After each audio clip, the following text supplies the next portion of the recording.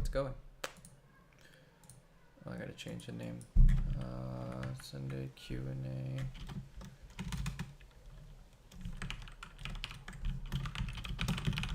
Hector Castillo.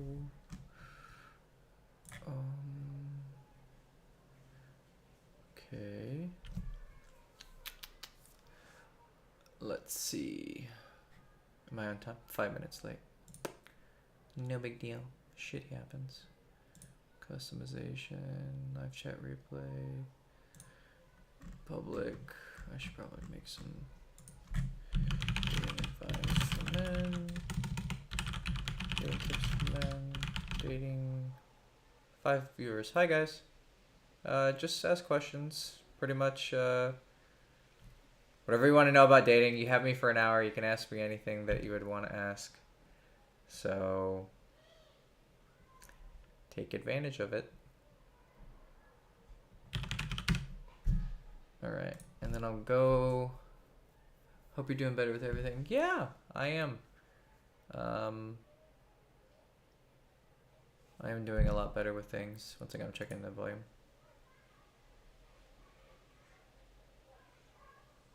Okay, volume's good. Yeah, I'm doing better with things. I've recovered physically. My ulcer is gone. I actually had 3. I had one big one, which probably was there for a long time. Probably when I was like really drinking a lot, you know, almost 3 years ago, probably got bigger and then kind of like managed. And then I had 2 little ones. It took 6 weeks and it was gone. I had a really strict diet, super strict. And a lot of anxiety, a lot of panic attacks from just general anxiety that I've always had that I never really faced, and then PTSD from the war. But, you know, shit happens. So, I could go into that for an hour, but that's not why we're here. I'm going to go live on TikTok right now, actually. And see, you know, we got a bunch of people there, so I'm going to see if... story template live. Here we go. Dating Q&A. Add topic. I don't know what topic. What would we call it? Daily live chat and interview? Chat and interview. Okay. Go live.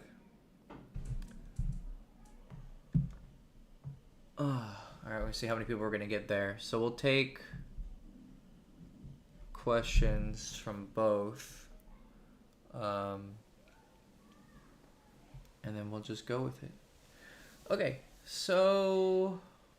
Hi dude, hello. Glad you're feeling better. Hey Hector, can you help me turn a bestie into a girlfriend? So, if she's your best friend, usually when you have a girl who's a best friend, typically one person has a crush on the other person, and you might be the one who has the crush. Why is it telling me to go left? I don't know. So typically one person is the one who's like in love with the other person and then is pining away and waiting for them to possibly see their good traits or whatever. It normally doesn't work out. It's normally a very, very big waste of time. And it is a little bit, not immoral, but it's a little bit sketchy because, like, I probably don't even need my headphones. I don't know why I have them on. But you probably don't, you haven't been a friend in the best sense because there was always some sort of ulterior motive behind you being friends with her and you wanting something more, and then you not... if you're on TikTok and you're watching, I'm doing a live Q&A. Basically, someone asked, how do you go from a bestie to get her to be a girlfriend? So yeah, essentially, you were probably not, you know, being the best of friends because you always really wanted to date her and fuck her. So that's already starting off on a bad foot. But without more context, all you said was just how do I turn a girl from a best friend to a girlfriend, which is a very complicated question. You just need to make your intentions very clear and see where you stand. And then you need to know if basically you just sit her down and be like, hey, since it's a friend, you have to kind of be a bit more honest than you would with just a, hey, you want to get a coffee sometime? Like, you have to kind of just say, hey, you know, I feel this way about you, and I'd love to take you out on an official date. You know, don't like profess your love, but like you definitely do want to be a bit more honest. And then see where you stand. And if you are at like ground zero and there's nothing there, then you probably better not to continue the friendship, because you're going to always be pining away and it's going to make things awkward. It is going to ruin the friendship, but that's better because it really wasn't a pure friendship at the start of it. So it's actually better for you to just, you know, make it clear. What's your opinion on gym approaches? If you see her all the time and she's always staring at me. So gym approaches are fun. I actually, on the course that I released, Meet Girls Everywhere, which I'll put a link in the description if you want to go check it out, I made like an addition to it, and it's like location based, how to meet girls at like gyms or mass transit. And the gym one was the most extensive and detailed. It was almost an hour. And approaching girls at the gym is, well, I'm not going to spend an hour talking about it, but if you see her all the time and she's always staring at you, that's a very clear sign that you should just straight up walk up to her. Like, the next time she stares at you, walk up to her and be like, hi, I wanted to come and say hi and introduce myself.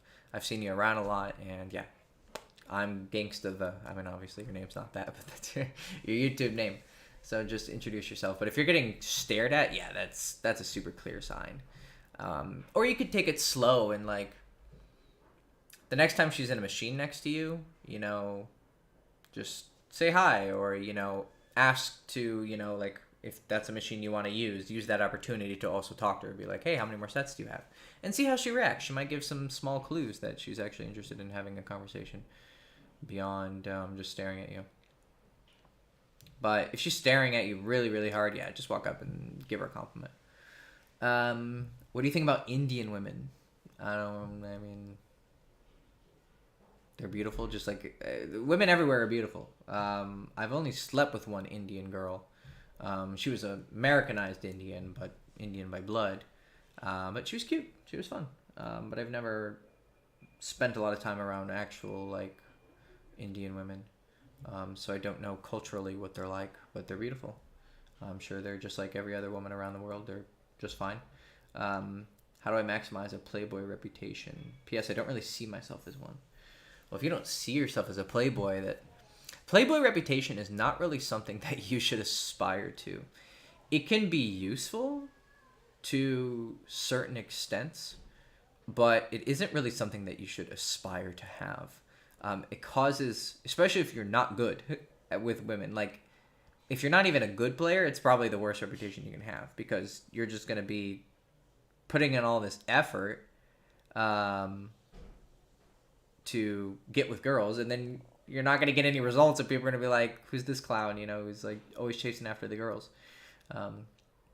So it's not really something that you should chase after. I wouldn't advise that. I'm living with my parents right now to reduce costs. Once hopefully get into med school next year, I'll live alone. Should I focus on dating stuff now or wait till I get my own place? Yeah, well, you're going to get into med school next year. I would fucking use the time you have right now to the best of your ability, because you're going to have so little free time. Once you're in med school, dude, like, I mean, you're probably aware of what it's like, but I've had friends who are in med school, and it's fucking demanding. So you're not going to have a lot of time to actually, like, cultivate dating skills and actually date. So even if you're living at home, like, dude, you could always fuck in the car. You could always get a fucking hotel or something. Like, you got to be creative. And if you do, like, date an older woman who's in her 20s and she's, you know, I mean, I'm guessing you're, like, oh, if you're med school, so you're probably, like, 21, 22, right? You're about to finish undergrad. But yeah, if you end up like approaching a chick who's like in her mid-20s and has an apartment and a house, okay, that's even better. Like you can always be more creative. You're actually going to be more creative when you have less options. So I would suggest you really get out there and start dating, because you're going to have no time once you're in med school. What's your take on one-sided monogamy?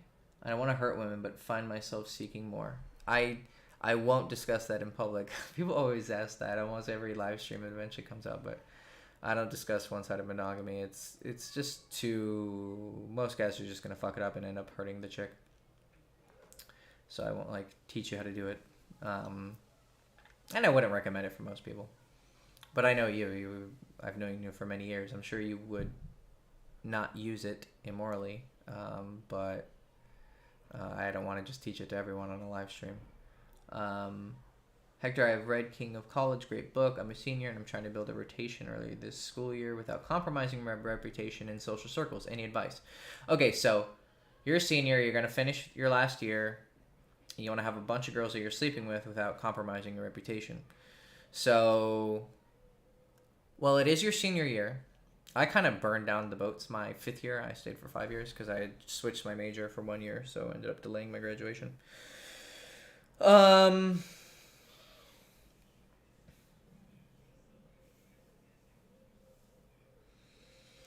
mean, yeah, I think you can kind of let go of your reputation to a certain extent. The only thing that's going to fuck up your reputation is, like, if you screw girls who have, like, boyfriends or, like, who another guy really, really likes and he talks shit on you. But as long as you avoid screwing with girls who are, like, dating someone, and then you avoid going after girls who are, like, best friends or, like, in the same sort of, like, close circle. If they're in the same sorority, okay, that's one thing. Especially if it's only a short-term thing, like you sleep with her and then, like, a month later you see a different girl from Tri Sigma at a party and you sleep with her. It's really not going to cause, like, a domino effect of too much reputational, like, blowback. But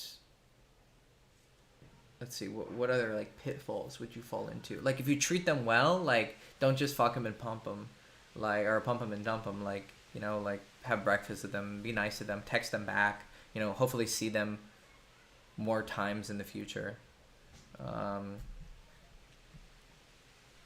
I don't really think that you're going to compromise your reputation unless you have, like, such a stellar, pure reputation. But even if you do, that might give you more room for error. Bro's trying to be Andrew Tate.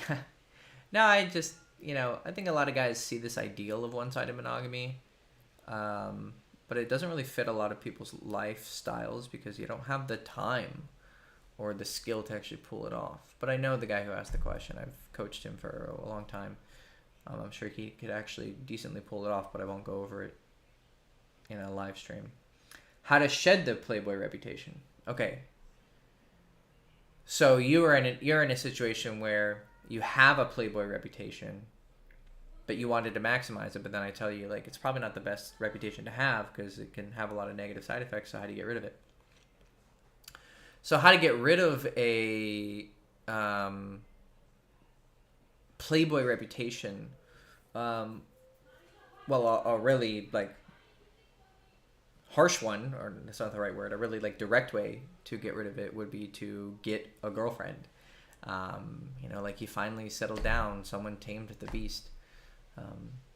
That would be one way to do it. But I wouldn't get into a relationship just to, like, reset your reputation. That's a pretty fucking sociopathic. I would, you know, if there's a girl that you do actually want to date, dating her would achieve that goal. But if you want to do it not that way, you have to start casually dating these girls more seriously, if that makes sense. Like, you got to be spending time with them, treat them really well. The best Playboy reputation is, like, the guy who gets a lot of girls, but he's not, like, chasing after them and putting in so much effort. So you want to make it look like the girls are doing a lot of the work. And you want to treat them really well. Like, treat the women with, like, love and respect, and, like, you actually care about them, and they're your friends. You happen to sleep with them, but, you know, it's a more honest friendship because you're sexually attracted to them and you are sleeping with them. But then that allows you to, like, not have that underlying your reason for being their friends because that's already being fulfilled. So then you can be their friend on the side, and it's much more genuine than if you were not sleeping with them but you are attracted to them. So just start being their best friends. Like, you know, help them with their life, be really kind, like, basically treat them as if you would a girlfriend. Just don't officially have that, you know, label. And then if they push for that, then you have to, like, explain that, you know, but then that makes them fall in love with you. It's kind of a fucked situation eventually. But in my experience, if you're super, super honest, even if they do want something more with you, they'll come to this place where they're like, yeah, I would like that with you. But I'm happy enough in this place with you right now that I'm okay with it. And eventually they're going to need that deeper connection, and they'll find, someone who will satisfy it.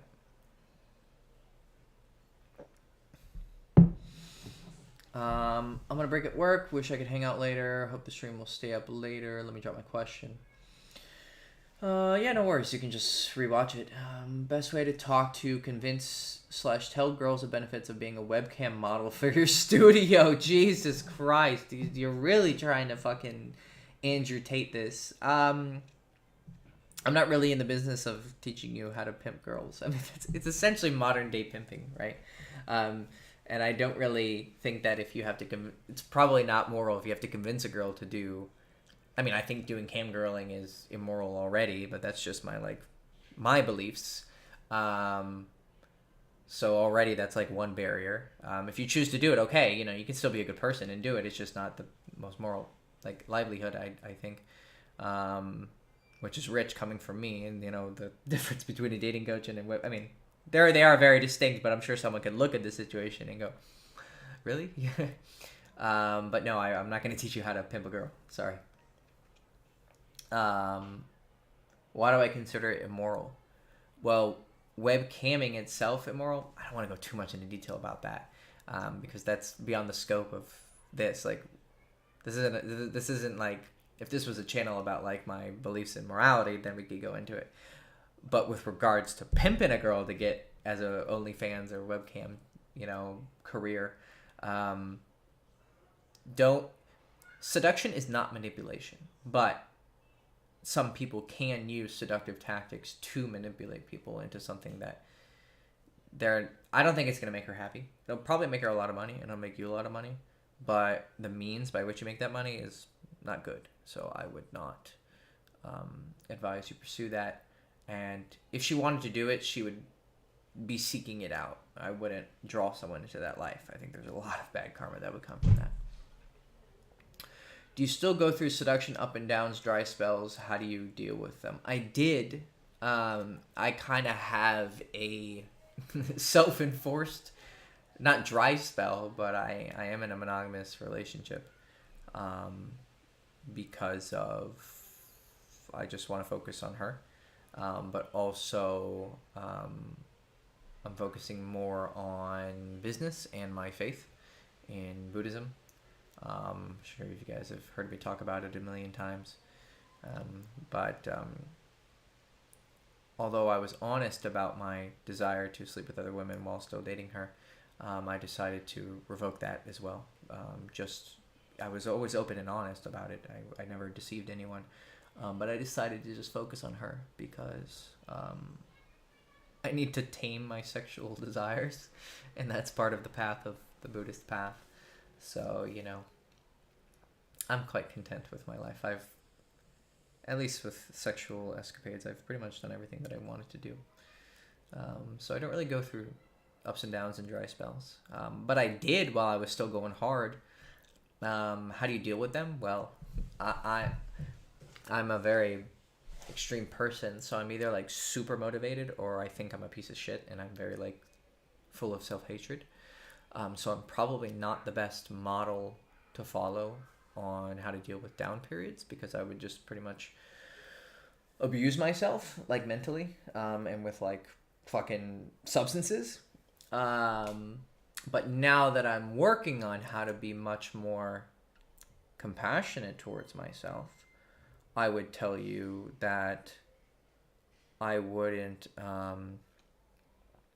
take it personally. So this is what I did start to do, and it did help a lot. So, I'm a bad example, but also maybe one of the best examples, because I found ways to deal with my self-hatred while I was oh, no girls want to sleep with me, but I've already been with X amount of girls, and I'm supposed to be this, master seducer and blah, blah, blah.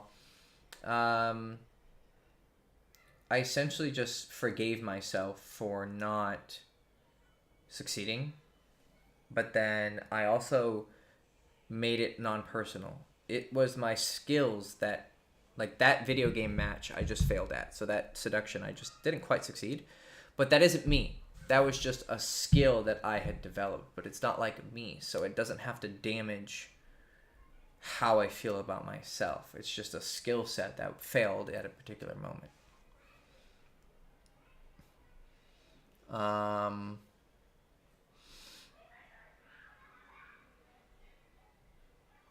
not a huge party or drinking person, but I feel like going out is necessary to find leads in college. You can go out and party while being sober. I did that for a period in college because I'd just taken a Buddhism class. It was like my first like introduction to Buddhism, which eventually flourished into like hardcore faith. But I tried out 4-ish months with no sex and no drinking and no weed. And it was interesting. I was like, it took a while to adjust, but eventually I became like maybe even better and more clear-headed because I was sober. So you could try going out and partying, just don't drink. I would approach a gym girl staring at me, but I'm in the middle of trying to start a business and don't really have the funds time to be given. What do you mean funds? You don't have the funds right now. Why do you need funds to fuck a chick?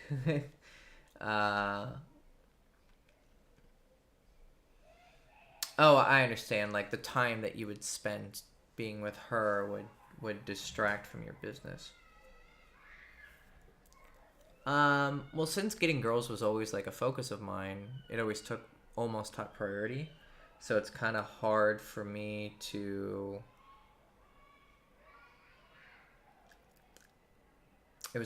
It always took priority, right? So your perspective is a little bit difficult for me to understand, even though I can intellectually grasp it. And now I can see it as like, yeah, I wouldn't go out and chase skirts because it serves nothing for me. I think one girl who's really into you at the gym is really not going to cost you a lot of time, to be completely honest. You're probably making it a much bigger problem than it actually is. You go up and talk to her, you get a number, you just text her like really quickly for logistics and then go to meet her and then go on a date. I'm sure you can spare an afternoon and take a break.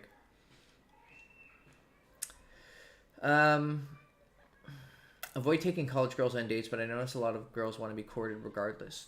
I mean, yeah, you can still take them on dates. I took them on dates all the time. It was just my suggestion in the book to like focus on hangouts. Mostly because it just skips that step. So if she just hangs out at your place, you don't have to go on the date so much. And also it avoided the like hardcore playboy reputation because if you're taking all these girls on a bunch of dates, it's giving the impression, at least in their mind or at least in a mainstream view of what going on a date means, they're going to be assuming that you want to date them, right? But if you're just hanging out, it's much more clear that you're just interested in sex. But you can still take them on dates. Yeah, girls want to be courted. You know, even if you sleep with a girl on the first date who from a really conservative country, like,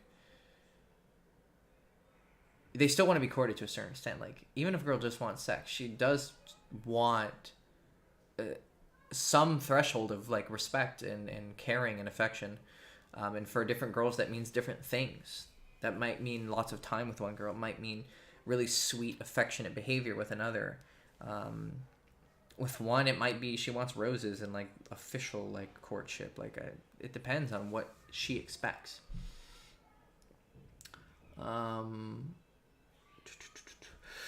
My friend meet a girl through Instagram now, calling and texting. She tells him that her father is emotionally abusive. I don't my friend to get in a relationship with that type of girl. What?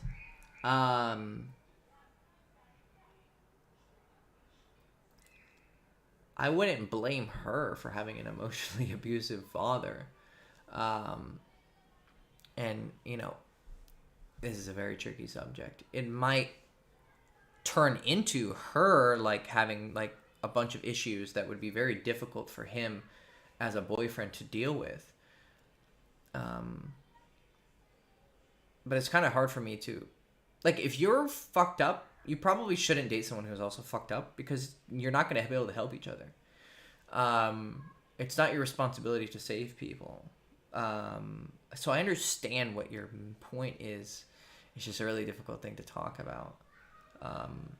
I would just advise him. I would say, look, man, like, if you have the bandwidth and the empathy and the ability to communicate, to be in that type of relationship with someone who's dealt with an emotionally abusive father, and so she probably has some fucked upness, just be prepared for that, and if you truly care about her, then, you know, go for it.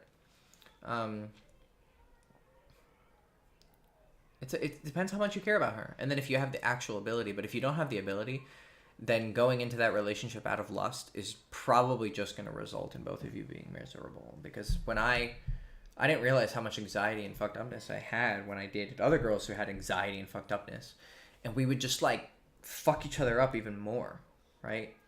And even though I wanted to help them, I would spend so much time helping them, but then sometimes their fucked upness would cause them to like lose attraction for me. But then when I would, you know, my own fucked upness would cause me to be like callous and cold. Well, then she'd chase after me because she has daddy issues and all that shit. And it was just this fucking toxic circle where if I was helping them, they would see me as lesser. And then, but that's just a morality problem with her, of course, right? But then if I would be cold and like distant, then she would chase after me. But then I'm somewhat inadvertently hurting her by perpetuating this cycle of her chasing after guys who are fucked up, you know? So as much as, you know, someone would say, oh my God, you know, don't not date a girl just because she's fucked up. It's like, yeah, but if you're fucked up too, you're doing both of you a disservice by dating her. Like, you're hurting both of you even more. You know, if a girl is fucked up, she needs to date someone who's actually like healthy and who has the capability to, you know, not be so overly like affectionate and kind that she's like, oh my God, I don't deserve this, and then runs away and goes to someone who's abusive, right? But then he's also strong enough to actually be able to handle her shit. Like, I'm fucked up, and my girl is like very neurotypical, right? So I provide my ends of the relationship, not to go into too much detail, and then she provides her ends of the relationship and helps me through my difficult times. But she's like very, very healthy and has a very like, she doesn't have the level of anxiety and bullshit that I have, right? So she's able to deal with me and not be affected by it too much. And then I'm able to help her in many other ways too. Like we feed each other's good habits rather than feeding each other's bad habits.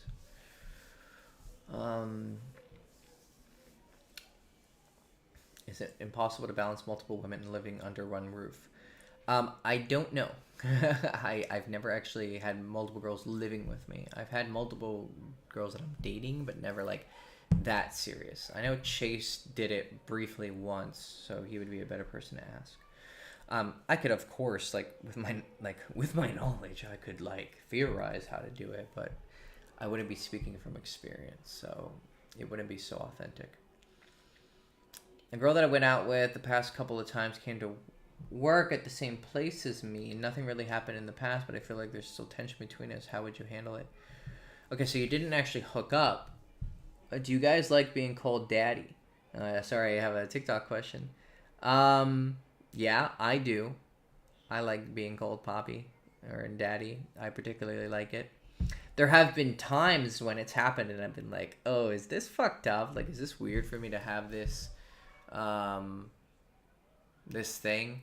But then I let it go. And I was like, no, I mean, I like it. I get what it means. Like, but yeah, I particularly like it. It's a girl asking the question, obviously.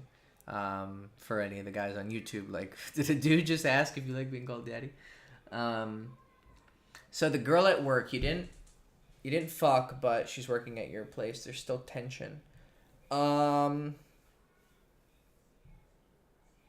mean, it's always a fantasy for a lot of guys to sleep with a girl who they work with, right? So if you can pull it off, I'd pull it off. But I would play it very, very cool. I would let her be the one who chases. But if she makes it abundantly obvious that she's interested in you, then, you almost you don't have to pull the trigger. But if you don't, and you don't let her down easy, it's going to cause some blowback. And girls can get away with being upset and being mad at you for not fucking them, whereas guys can't really. It just makes them look desperate. So I would not pursue it too much. I'd let her chase after you, but if she does chase after you hard and you're still attracted to her, then you should sleep with her. But then that's gonna make things complicated. Yeah, it's kind of you're fucked if you do and you're fucked if you don't. If you really want to play the absolute safest, I would just be really polite to her and just like minimally flirtatious, enough that like she doesn't feel like you're rejecting her, but not so much that you're getting her hot. Where's the gym video link you were talking about again? It's a part of my Meet Girls Everywhere day game course. So let me Meet Girls Everywhere.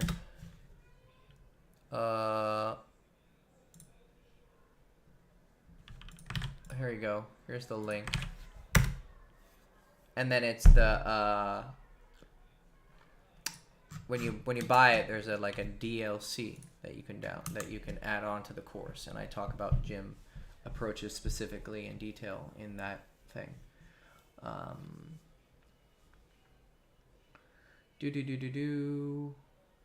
As a beginner starting to develop their dating skills, would the best thing to do to be just cold approaching people everywhere? Just want to know how to start.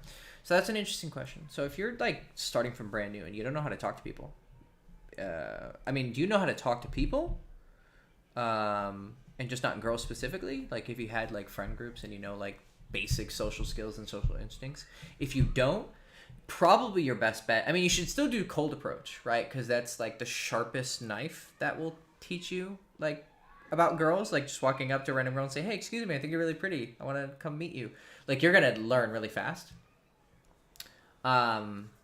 But you should focus more on having friends and being in a social circle and just developing like group dynamic understandings of like when people, this facial expression means this and this body language means this, like these things that normally socialized people have picked up through their experiences. You should get that and then focus more on dating, because it's a strange phenomenon, but there's some guys who like only focus on the dating aspect. Like a lot of the early pickup artist guys were kind of like this. I mean, I'm sure they eventually learned, you know, but they became so like focused on the act, just having sex and the dating thing. They learned like this, like how to read signals and how to, you know, like be charismatic and sexy. But then they were missing this whole other foundation of basic social skills, and it harmed their progress and then made them kind of weird. Okay, but you do know how to talk to people and you've had a girlfriend. Okay, like so you're somewhat socialized.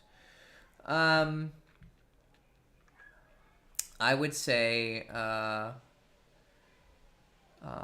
yeah, just start cold approaching. If you've had a girlfriend and you have some basic social skills, then yes, go ahead, just start cold approaching. It's a very, very quick way to learn. Tips on making friends in a ghost town with nothing to do but bars and drugs. Ooh, that's an interesting question. Okay, so I actually just made a TikTok video about this. And I'm going to upload it to YouTube and TikTok for everyone watching. So the basic mindset that's going to carry you, obviously you're going to learn a lot of skills on how to make friends, but the basic mindset is that you want to go back. If you didn't have a good childhood, obviously this isn't going to make sense, but I'm sure you can imagine what it would be like to be like an 8-year-old again and to just walk up to people on the playground and just say, you know, hi, I'm Hector, you want to be my friend? Like that kind of innocent, sincere, adventurous attitude, right? That works all throughout life. Like I've done it in every fucking like country and city and different cultures, you know, in America and in Europe. I've had that attitude of it, just I want to go around and meet people, right? And how it actually plays out in real time is going to depend on context. But like at the end of the day, if you really don't know what to fucking say and you just walk up to someone like, I don't know, you're at a grocery store and someone's next to you and you just go, hi, how are you? And they go, oh, I'm doing good. How are you? Be like, oh yeah, I'm good. You know, my name's Eric or my name's Hector. What's your name? And just start fucking talking to them and asking about themselves. That attitude will eventually make you friends. Like when I first moved to California, I came out of college and went to California. Like I went to go buy like stuff to smoke weed. So I bought a bong, and because I was in California and I was a pothead. So I'm sober now, but you know, I used to smoke a lot of weed. But I talked to the guy and he was vaping and I talked to him about vaping. And then I asked him like, what's a good fucking, chillum or a good bong? And then I was like, yeah, you're a cool dude, you know, like it's been nice talking to you. Like we should hang out sometime. We can smoke. He's like, yeah, man, that would be cool. And then I got his number, and then like I never ended up texting him. But that was just like a way that I potentially almost found a friend. A lot of my friends were found at bars and clubs. But if you're not doing that, then I would suggest just when you're living your life, at a coffee shop, sit down next to someone and then just ask them, you know, hey, how's your day going? You're at the grocery store, you're online, just strike up conversation. Hey, how are you? Like, wherever you are, hey, how are you, is very rarely gonna fail. It's much easier though when you have some context, like you're at a bookstore and you see someone reading a book that you were curious about. Hey, I've been meaning to read that. You know, how is that book? Or if you've already read it, be like, you know, did you read it yet? I don't want to spoil anything. And then, you know, start talking to them about that. Like, I'm a huge nerd, so if I would go to a bookstore and go to the manga section, like, I could talk to someone about fucking manga. Or I would go to a game shop and someone would be looking at a game and be like, oh yeah, that game's fucking awesome, or da-da-da-da-da-da. Or if I really wanted to, I could go to an internet cafe and then people are playing Dota or something, and it'd be like, oh yeah, you know, what lane do you like to play? Like, there's always a way to use context to your advantage without like bars and clubs. But at the end of the day, hey, how are you? You know, my name's Hector. I'm just, you know, you could literally say I'm looking to make friends. Like, you could just be really, really almost vulnerable with it. And it works. Like, I've tried every fucking combination of introductions to people just as friends under the sun. Like, I remember when I first came to Bucharest, there was like a group of like 10 people fucking like having drinks and dinner, and me and my friend, I was like, I'm looking for people to party with. And so it wasn't in a bar or club environment, but I just walked up to the table because I heard them speaking English, but I could hear different accents, so I could, you know, English was the common language. And I just said, hey guys, and they all looked at me and I said, I just wanted to come introduce myself. My name's Hector. You know, me and my buddy are just in Bucharest, and we just wanted to meet some people. And they're like, oh, hey, nice to meet you. And I was like, oh, where's everyone from? And they're like, oh, Portugal, dude. They're like, where are you from? Oh, we're American. Oh, cool, da-da-da. You know, what are you doing here? And it was just a normal conversation. Now, that takes a certain skill set to be able to stand in front of 10 people and hold conversation and know who to keep eye contact with and how to respond to this person and then say this. And then, you know, I learned that skill over like fucking tons of years of practicing it. But even if you suck at it, the willingness to walk up and like introduce yourself, you will find people who are kind enough to carry you because like you are willing to take that first step, and then they'll carry you the rest of the way, and then they'll kind of like pave it for you. And even though you're standing there and like you're fucking having a panic attack or an anxiety attack from, you know, like how much this is uncomfortable, you can work through it and then make friends. So hopefully that answers your question. I have a problem during convos with girls where I go into, for some reason I think, is my fucking eyesight getting worse? I think my eyesight is getting worse because I'm having trouble actually reading these. Or is it just the lighting? Let me see. A little bit. I might need to start wearing more glasses.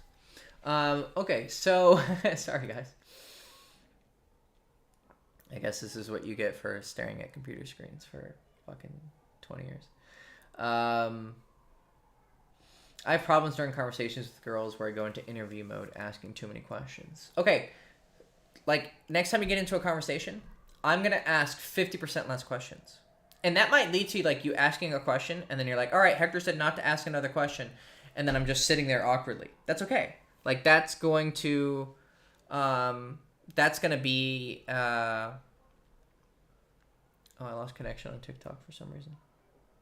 Well, fuck it. I don't know. It's going to be awkward, but you're going to force yourself to adjust to that awkwardness. because where you always default to asking too many questions, you're going to now be kind of forcing the other person to participate more. And probably a lot of times people weren't participating because you were pelting them with questions, right? And then as you advance that skill, that ability to deal with awkwardness and awkward silences and expect the other person to put in work, you're actually going to start giving off this vibe of like, okay, your turn, but in like a very suave kind of way. And people are going to feel that pressure of like, oh, it's my turn to ask questions because I'm not contributing to this conversation.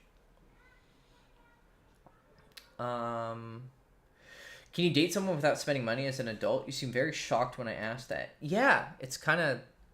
I mean, for years I was going Dutch, right? I was splitting like coffee or dinner with people. You could always just go for a walk. Be like, hey, let's go for a walk. It's a free date, you know? Go somewhere scenic. Just go for a fucking walk. I did... Sorry, once I get my little pillow, my chair pillow fucking fell. Oh, that's why.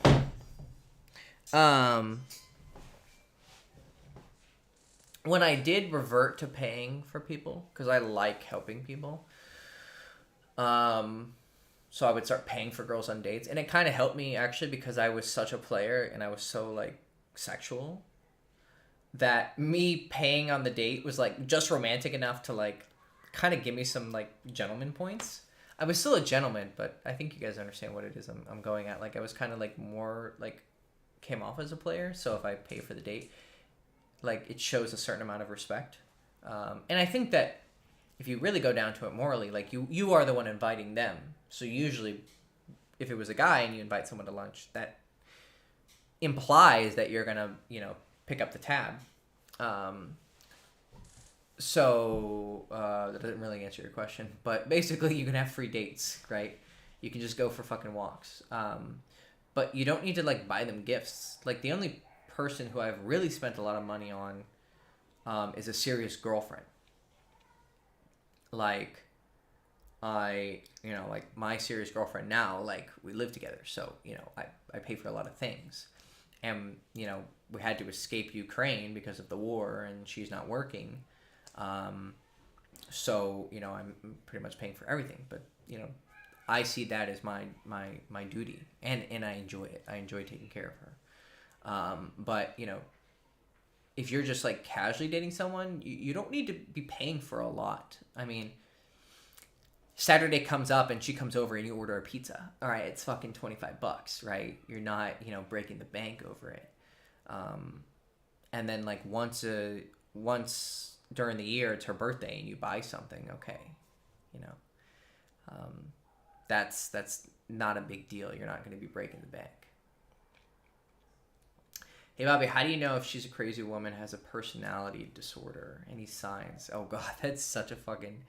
That is not a topic that I'm going to go over. It's just way... I don't think it's something that you need to be worrying about. It just... I don't know you, but usually when people ask questions like that, those are, like, super, like, theoretical questions, and you should just be focusing on, like, talking to people and, like, talking to girls. I don't think it's an issue. I think if someone has a serious problem, like, it's going to be pretty obvious. If you see really extreme shifts in behavior and you can't really explain it, you know. And if you're not really good at socializing, you should avoid it. Like, I've had clients tell me stories about girls, and I'm like, that's not normal. Like, you shouldn't be spending time with that person. Like fucked up shit. And, like, he didn't really do anything wrong. And I'm just like, yeah, you should like run as fast as you can. Like I wish that woman all the best, and I hope she can, you know, come to grips with like what she's got going on. But that's fucked up, you know. And I say this as someone who's fucked up, right? Like I've had some pretty fucking crazy low periods. I never hurt anyone because of them, because my default when I'm fucked up is to run away, like to be alone and isolate myself. Because I don't want anyone to be hurt by my, like, I would never physically hurt anyone, but I don't want anyone to be affected by, like, the energy that I'm putting out. So I would run away from people and like just like isolate myself for like days or weeks at a time, right? So you should avoid people who like don't know how to at least handle their craziness. And I say that as someone who, craziness is maybe not the best word. They handle their issues, right? Just enough of her ego satiated. I'm guessing that is a reference to when I would pay for the date. I have a problem being aggressive in ambiance, like workplaces where I need to obey my superiors. How can I get aggressive and not get fired? Well, you did not ask the right person, because I've been fired from pretty much every job that I've had except for this one. At the bar that I used to work at, I got semi-fired because people would talk shit to me, but I'm really good at talking shit. Like, I don't have a lot of skills in this life. Well, that's self-deprecating. I do. But one of my best skills, one of the things I am really good at, is pissing you off. Like, I'm very, very good at it. I can get under pretty much anyone's skin because I know what would hurt me. So I just have to reverse engineer that, and I know what would fuck someone up. Like, just a few sentences. Like, I know exactly what buttons I would need to press to just make you, like, boil.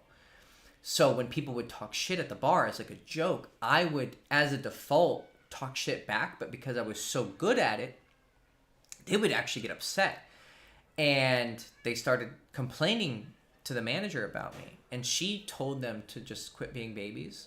And they were kind of being babies because they were talking shit. I probably should have, like, maybe been nicer, so I need to take responsibility. But I was just kind of playing the game. But one day, she was talking shit to me, the manager, and I talked shit back to her. And she cut me early. And then it was like, I don't know how long it was after, like a week maybe. And she's like, hey, can you come talk? And I was like, yeah, sure. I was wondering why I wasn't on the fucking, worksheet on the schedule. And she's like, so I wanted to talk to you. You remember that issue? And she's like, yeah, well, I finally understand what the other people are seeing. She's like, when you talk shit, like, it hurts. And I'm like, so I'm getting punished just because I'm good at talking shit? But she's like, it just seems like you're serious when you talk shit to people. But I really wasn't. But maybe I was. Maybe I wasn't self-aware. But she's like, yeah, so, like, maybe you can chill out on it. But that turned into, like, maybe you should take a break kind of thing. And I was like, okay. And then it was like a month later or sometime later, I was like, I wanted to come back. And she was going to say, she said, okay, we can put you back on the schedule. But then one of my other coworkers who I was actually cool with, she's like, yeah, a lot of people are talking shit at the bar. Like, they don't want you there. And I'm like, you know what? I would like to go make money because money is good. But you know what? I don't want to be around people who don't like me. And I was about to graduate anyway. So I was like, these people, most of these people are going to stay in this town. It's like podunk fucking redneck town. These people are going to stay in this town. And this is bad of me to think this way because I'm being like, oh, you people are going to stay here and just live a worthless life, But that was my mindset at the time. Like, I'm going to go on to do things. You're just going to be stuck at this fucking bar in the middle of nowhere. So, you enjoy your fucking, shit money and your shit life. But it ended up being a good thing because, interestingly enough, with my not new Buddhist faith, I've been seriously practicing it for a lot of time now. But a lot of my clarity with regards to morality regarding Buddhism is that's one of the unvirtuous lifestyles, is dealing in intoxicants. So, I cut off that bad supply of bad karma towards myself by giving people that drink, which is going to then, cause them to be heedless. It isn't so much the alcohol itself, it's what people do while they're drinking. And I say that as a former alcoholic. So I always get so personal with my stories, but I'm very open. Oh, fuck. Long story short, how can I be aggressive and not get fired? I don't know, dude. Because I ended up getting basically fired. Like, it was a gentle firing. My job where I was a camp counselor, basically. Where I was like an assistant teacher for like gifted kids. And, like, I had my own group of kids and I would take them to to the class, and then I would like help tutor them and watch over them and spend time with them. I guess it was just my attitude, but the kids loved me, right? Because I was the cool guy. And so all the kids were like, Hector, Hector, Hector. But like the other university students, because it was, it was like a college volunteer thing, they were, some of them didn't like me because of my arrogant attitude. And they would just like gossip about me over like nothing, but they would cause problems. And I would confront them and be like, why are you saying these things about me? Like, talk to me, be an adult. And then they would not like that, right? So how do you be aggressive and not get fired? I don't fucking know. I could take some guesses, but I would get fired from any normal job very fucking quickly. Because I'm not going to just shut up and just take it. No. Because 99% of the time, if someone was my superior, they shouldn't be, because I know I'm probably smarter than them and more capable. Maybe not in that field, but most people are really, really bad leaders, right? Most people who are superiors are horrible. They might be good at their job, but they're terrible at being in charge. Should you game girls that you aren't attracted to? No, not really. No. I got a girl's phone number on Instagram yesterday, but she has OnlyFans link on her page. Should I run away? That's up to you. If you're just gonna that's up to what your standards of, are you gonna marry her? Probably not. I don't know what your requirements are, but if you're not gonna marry her, you can still casually date her, right? If she has an OnlyFans, I'm guessing she's somewhat attractive, right? I guess there's unattractive people who have OnlyFans. They may not be super successful unless they fit some niche that a lot of guys have a thing for. But if she's hot, you can have sex with her and have a casual friendship with her. You don't have to marry her. But knowing how the mind works, if she sucks really good dick and she's kind of hot, you might inadvertently catch feelings for her. So should you run away? That depends. How good at you are you? Do you get addicted to pussy? Are you able to minimize your attachment while you're in a relationship with someone, or a casual relationship with someone? I don't know. Only you know that.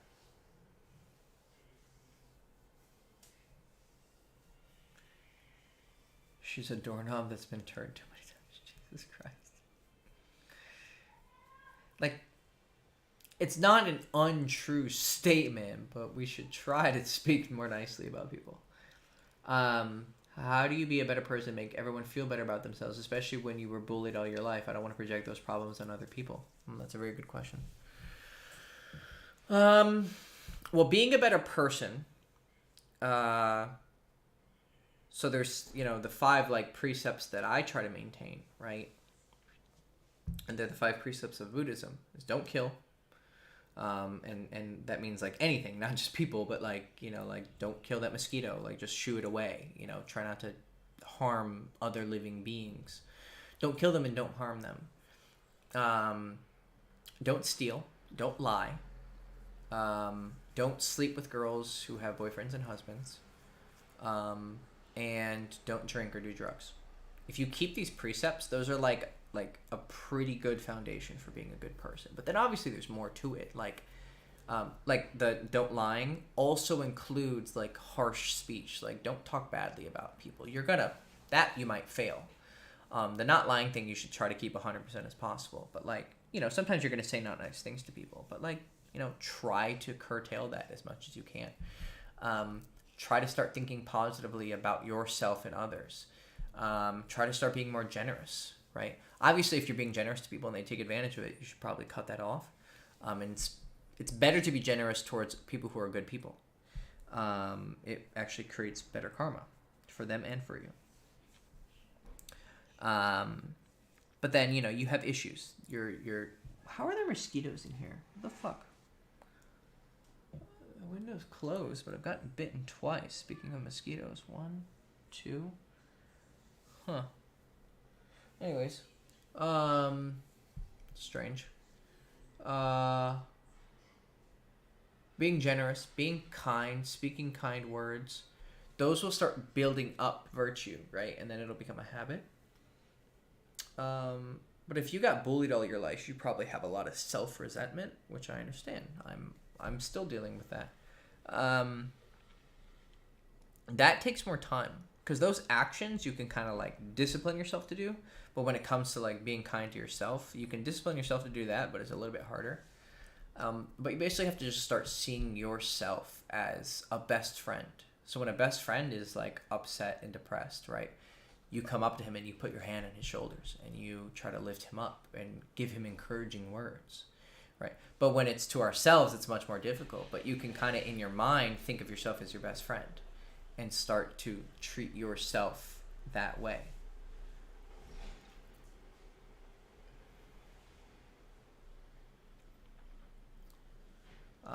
But you're gonna project your shit onto other people, so just try your best to not do it. But in time, once you start,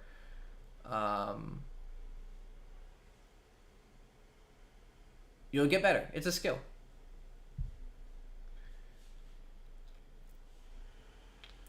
Looking great. Notice you look a lot leaner. Yeah, dude, I lost 24 pounds. Pretty much.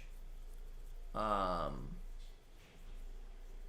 mean, I had a lot more muscle too. I've lost a lot of muscle, but I've lost a lot of fat too because I had a period where I was super anxious and having a lot of panic attacks and I wasn't sleeping or eating.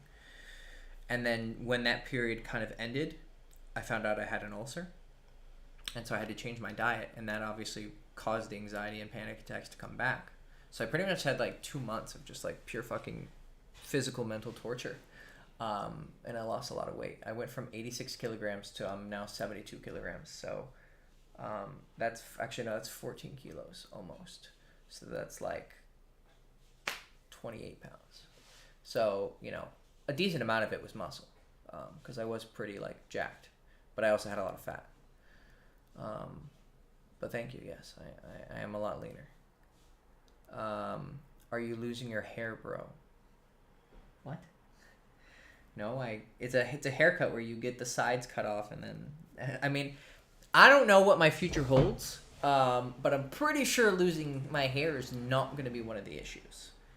I don't have hair loss in my family except for my uncle, but my dad doesn't have hair loss, and none of my family has a lot of hair loss problems. Like, if I did, okay, whatever, I would just shave it, but no, I'm not losing my hair. I really need some water. Oh, we only have a few more minutes, so I'll just power through. Hector, I've been a fan of yours for a few years now. I've noticed that you're more and more focused on virtues and morality instead of hedonism. What caused this? Well, what caused this is some moments of clarity on the directions that I was going into. I think I've always been a pretty decent person. I've always been one of the better people that I knew, right? But that still wasn't good enough for me, right? I noticed I had some major blockages in my virtue and morality.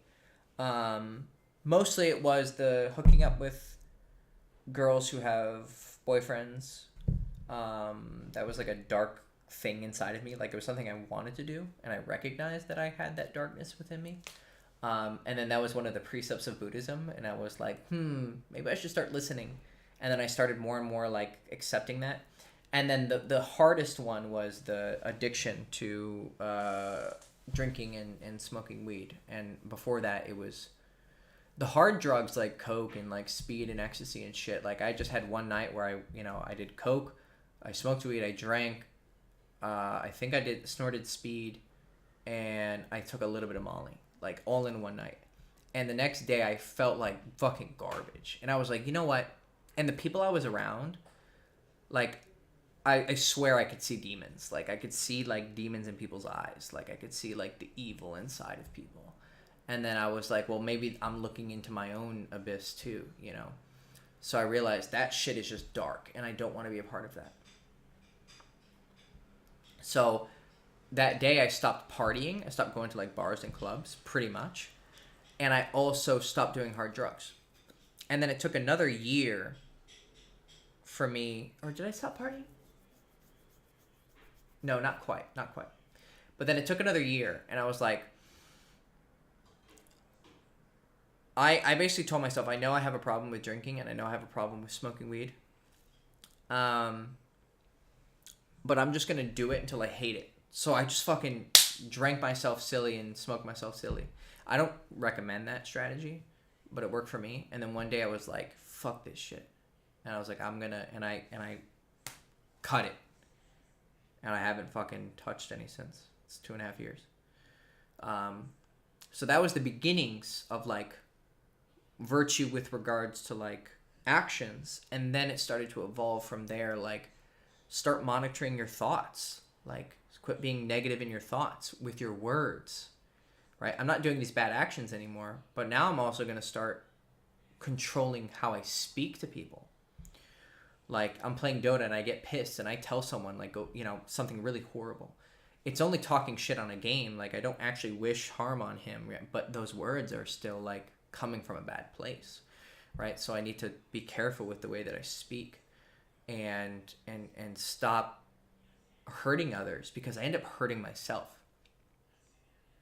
And when I had, basically what preceded this, like, 2 months of hell was, it was PTSD from, you know, having bombs drop around you.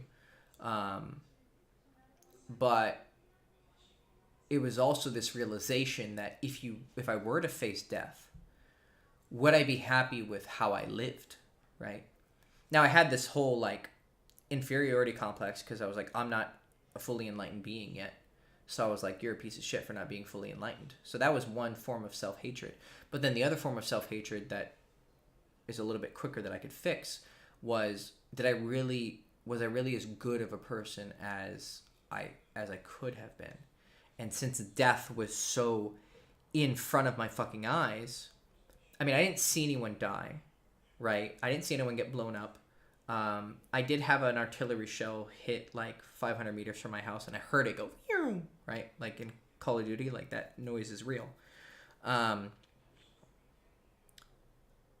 But, you know, within kilometers of me, there was people dying, right? I was in a very lucky area in Kiev.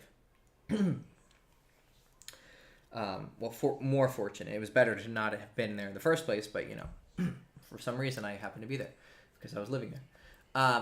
But when you're faced with death so much more clearly, you reflect on your life. And I went, you know what? I haven't been as good as a person that I should have been. So then I came to Romania, and then I still had those bad habits where I would like be really, really angry at people, but I was like aware of like this like fucking anger inside of me, and I was like, this has to be dealt with. And I started practicing metta meditation, which is loving kindness, which is like literally unconditional love towards everyone, including yourself.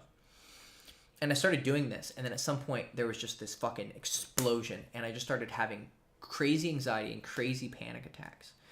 And my assumption of what this was it was a physical manifestation of my heart kind of reaching this like tipping point where it was a little bit more filled with love than it was hate. And then like my anger and my hate started to like fucking like like it started to fight against me, because my hatred was something that for so long had driven me. Like my self-hatred was what drove me to become so good with girls, because I was like, I'm such a piece of shit and girls don't love me, so I need to sleep with 150 girls in order for them to love me, you know. There was a lot of good things that came about because of that journey, right? But the fuel that I used to carry me was a little bit toxic, right? So it's an old bad habit that I had to kick, and it reached a critical mass of like being threatened. So it was basically just like my hate like fighting against being like destroyed. Long story short. So a lot of anxiety and panic attacks started coming, and and it's been quite a very interesting fucking experience, and I'm still dealing with the residual effects of it. Like I've been having a minor anxiety attack the entire time I've been doing this live stream, but it's I can see through it. You know, I can see that it's just, you know, combinations of perceptions and thoughts and feelings, and you know, like my eyes get a little bit like not quite blurry. It's just my mind is moving so fast that like I just feel kind of like off balance. It's not quite vertigo. It's not actually physical. It's mental, because if I meditate and I calm down, it goes away. But I've caught its scent, right? Like I'm on the trail of like fixing these bad habits within my own heart. So the reason I've become more virtuous, long story short, and less like hedonistic, is I still chase pleasure, but I'm very measured with it. And I've seen the results of hedonism. Like too much hedonism just... Someone's Romanian just joined. Someone Romanian just joined. I saw the Romanian name pop up. Oh, damn, you're talking about what you experienced in Ukraine. Yeah, a little bit. Not the whole story. I have the whole story on my YouTube channel if you guys really want like the super detailed version. But the reason I'm explaining virtue is because it'll result in more results. Like you'll be happier and you will literally get more things in your life. There might be a period where it doesn't look that way, but I promise you, like if you start being a better person, good things will happen to you. That's like very clearly explained by the Buddha too. Like it's so overly abundantly clear. He's like, good things will happen to you, and you'll be happier, and you'll be free of remorse, which was the thing that I really wanted to let go. I wanted to let go of hating myself, and a large part of hating yourself to let go of is regret over how you've acted in the past. So now that I'm keeping in line with these virtues that I speak about, I feel less like a hypocrite. And being a virtuous lover of women, like caring about chicks and, you know, wanting them to be happy and wishing the best for the women in your life, even if you just sleep with them a couple times, like just that small amount of kindness can have so much more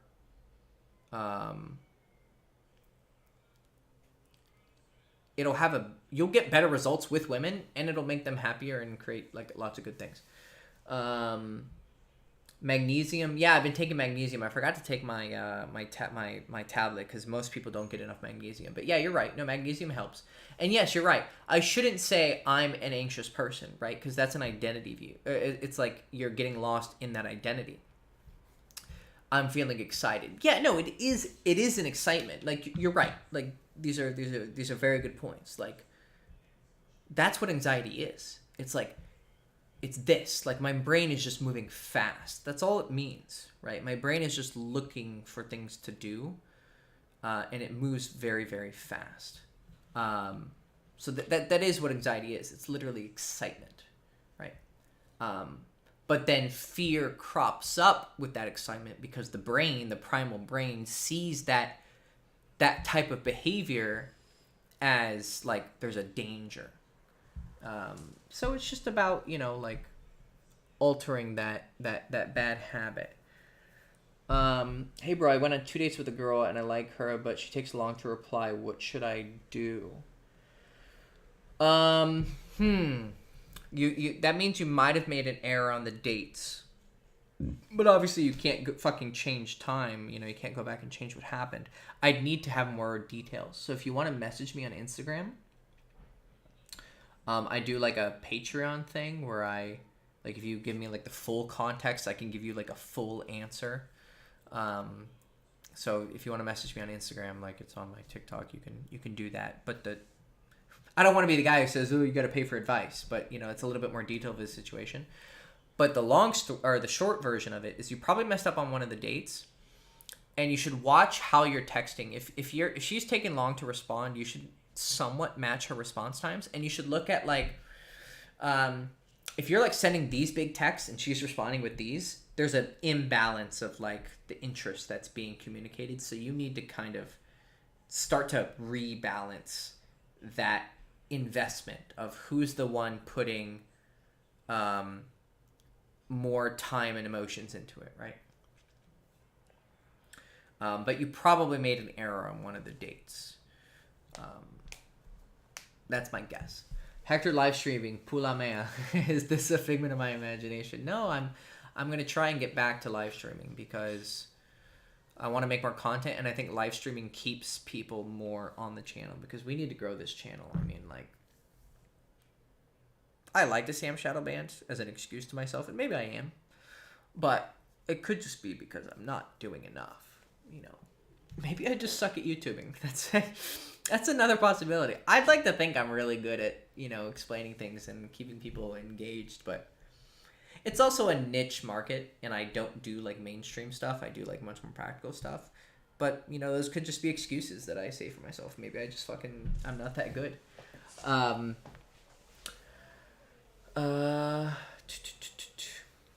When's your texting book coming out? Well, it's done. I'm on, like, the final polish where I just, like, go through and, like, just, like, clarify the language or change, like, the spacing. So I had the first draft finished, I got it edited, and now I'm going through his edits and then polishing along the way. I'm thinking of doing one more polish after that, but, you know, maybe I should just say, fuck it, it's good enough, you know. But it's, like, done, so it'll probably be, like, 100% done in a couple weeks. And then I just need to get it, like, typeset and formatted. But I'm hoping that we can release it in, like, maybe late October or maybe November, or maybe we'll wait to do, like, a Christmas release, you know. But it's gonna come in the next few months. Like, it's done. It's like the thing, everything's there. It just needs to be, you know, just, like, tailored. But it's really fucking good. It's, like, the best texting book that's ever been written that I'm fucking aware of, and I can say that pretty fucking confidently, because I've never seen anyone break it down in the way that I have. It's fucking genius. Like, not stroking my own dick. Like, I'm self-critical enough that I know I can be honest when I feel like honest, and it's the best texting book ever written. I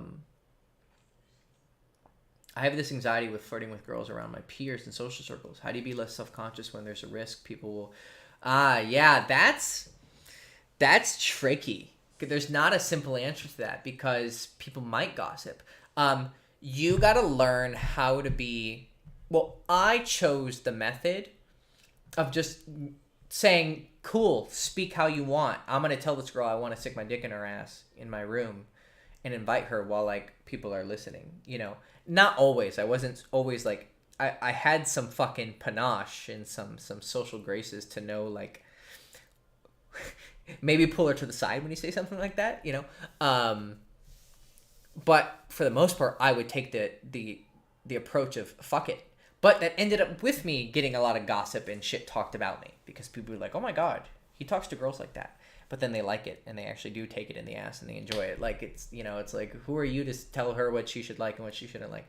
But for most people, I would advise you learn how to flirt with fundamentals. So there's, oh damn, you look so good, girl, kind of flirting, right? That's obviously a caricature, but then there's fundamental flirting where it's just like you're having a conversation, but like you're using your eyes and you go, oh yeah, okay, yeah, you know, like, yeah, that sounds like a pretty cool trip. Like, that's I'm impressed you had the courage to, you know, go travel alone. Like, you give a compliment and you smile at her and you look at her with like that flirty intention, and she knows what's going on. But it's not, I mean, people around are going to be like, oh yeah, Hector's laying down the Mac, you know, like he's going for it. But like, you're not doing it to a level, like what people can basically just say is like, yeah, Hector was really flirty with Sarah at that party. But that's it. They're not going to be able to say like, oh yeah, he asked her out right in front of us. You know, like it gives the gossip less ammunition. You can also work on having girls flirt with you more, where you play it a little bit more cool.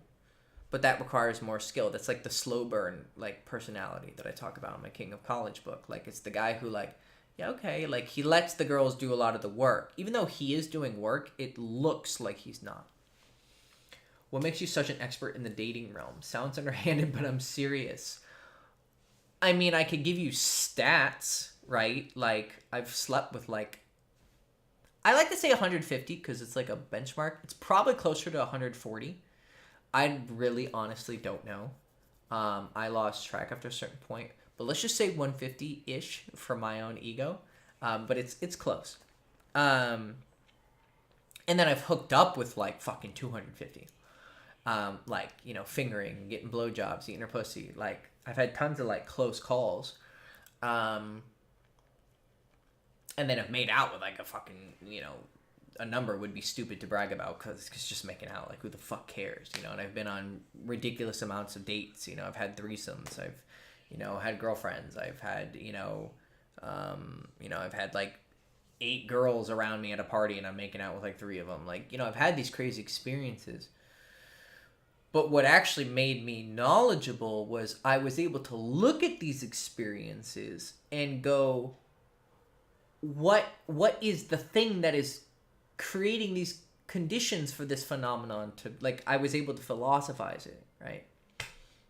So that's what makes me better at explaining it, because there's a lot of guys who are just as good as me or maybe better at the actual act of seducing, but when it comes to the knowledge, that's another, and the ability to explain it, that's another skill entirely, right? That's teaching, or it's understanding. People can do things intuitively but not understand how it fucking works. If someone smokes, what are the effects of his sex life? Smokers have ED. Cigarettes or weed? Most of the times I had ED is because I was high. When I stopped smoking weed, my ED went down a lot.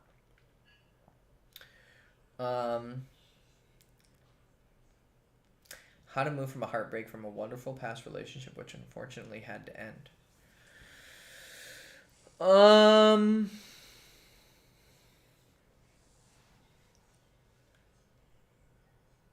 So it was those are some of the hardest. Like, it was a wonderful relationship but it had to end. It's a lot easier when it sucked, because then you can just like throw the garbage in the trash. I mean, you should always appreciate any effect someone had on you, even if it was like lots of negative. It still taught you some things. But if it was a wonderful relationship, yeah, that's harder.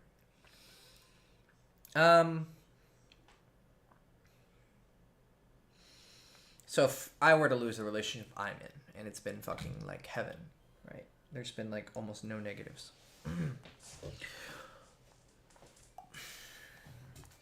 I would be grateful that it happened. Like, I would like, every time the sadness of it being gone would come up in the mind, I would go, I am sad that it's gone, but I should try to see through this sadness and not stay in it, because that particular phenomenon, right, that coagulation of time and emotions and the presence of 2 people together, it has broken apart for whatever reason.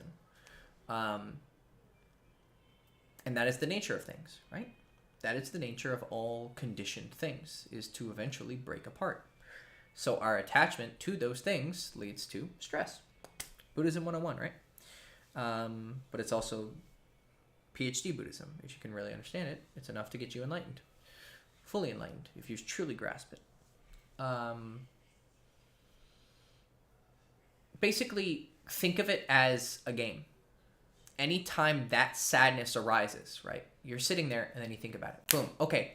The sadness has arisen in my mind as a movie, as a thought object. You watch it and you see. The more I stay in this story, the more I stress, the more I suffer. This is not skillful. Okay? How can I let this go, but maybe gain something positive from it too? You know what? It was a grateful time. I'm grateful for that time we had. So that can kind of cut away a little bit, right? But then gratitude might not completely like affect you. You're gonna still like focus on it. Lift iron. No.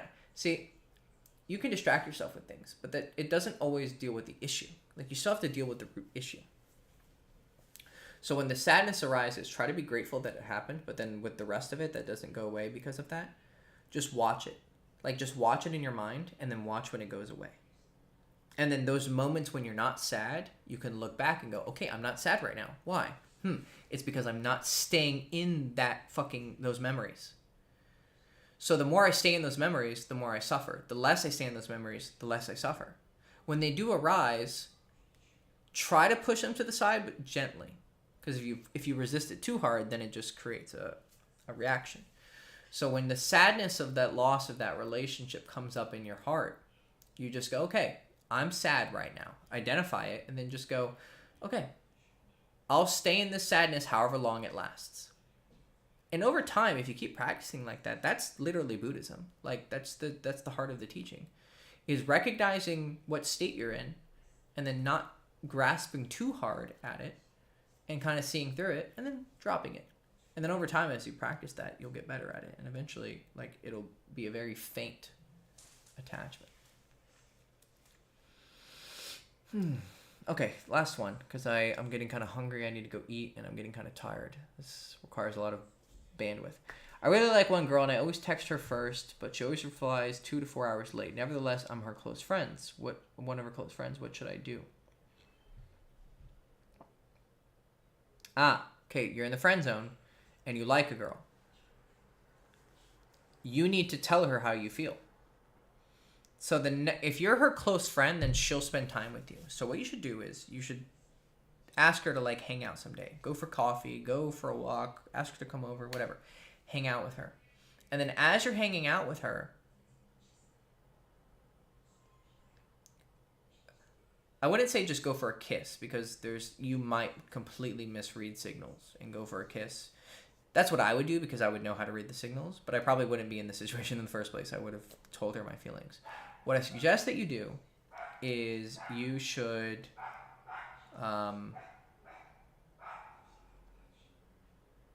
you should explain and be like, you know what? I gotta be honest with you. I kind of have a crush on you. Do you want to go out on a date? Like, make it kind of casual. Be like, do you want to go on a date, like, as, like, a date? And just, like, boom, drop it and see how she feels. Because right now you're playing this game where, like, you're waiting for texts, but, like, she doesn't know how the fuck you feel. Or maybe she does, but she's waiting for you to have the balls to do something about it.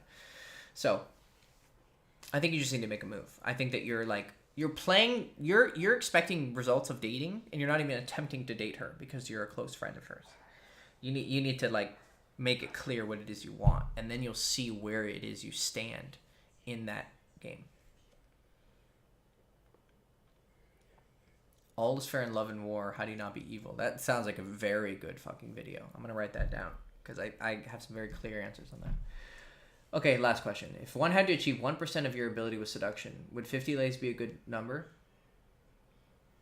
It depends on you, dude. It depends how, like, I don't know. It might be. It might be good enough. It might be 25. It might be one smoking hot girl. I don't know. Like, I still feel like I could go out and do it if I wanted to, and I would probably enjoy the game.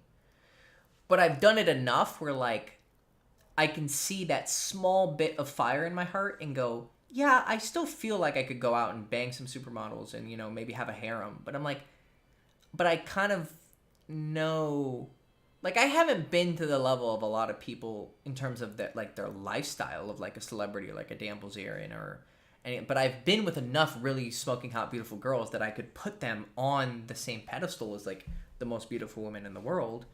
And I could keep doing that, but I'm pretty much just spinning my tires at a certain point. Like, I recognize what that would be like, and I just go, I'll just leave that to the side. And the more time I've been letting it just kind of just sit on the sidelines, its power over my heart has gradually lessened over time. So your goal should be get to a place where you're satisfied. And then you can let this journey of girls go. The only thing that you would want to, like, work on is your relationship skills. So sleep around and date enough to the level where you're just satisfied with what you've done, and then just focus on, you know, having a good relationship. Because I'm assuming you're not going to be celibate for most of you. Anyways, my phone's about to die, so TikTok is about to die. I hope you guys on TikTok and girls have enjoyed this. I hope everyone on YouTube has enjoyed this. I stayed a little bit over. I hope that I have inspired some goodness and some virtue, as well as some actual practical success in your dating life. And I have filled you with some wisdom. And I wish you all the best of luck. I will continue to do these live streams in the future, probably every 2 weeks or maybe every week. I don't know. I'll announce it on YouTube. But I wish you guys all the best of luck. Much love to you. Metta to you. And I'll keep uploading content. And yeah. So good luck, everybody. I love you all. Goodbye.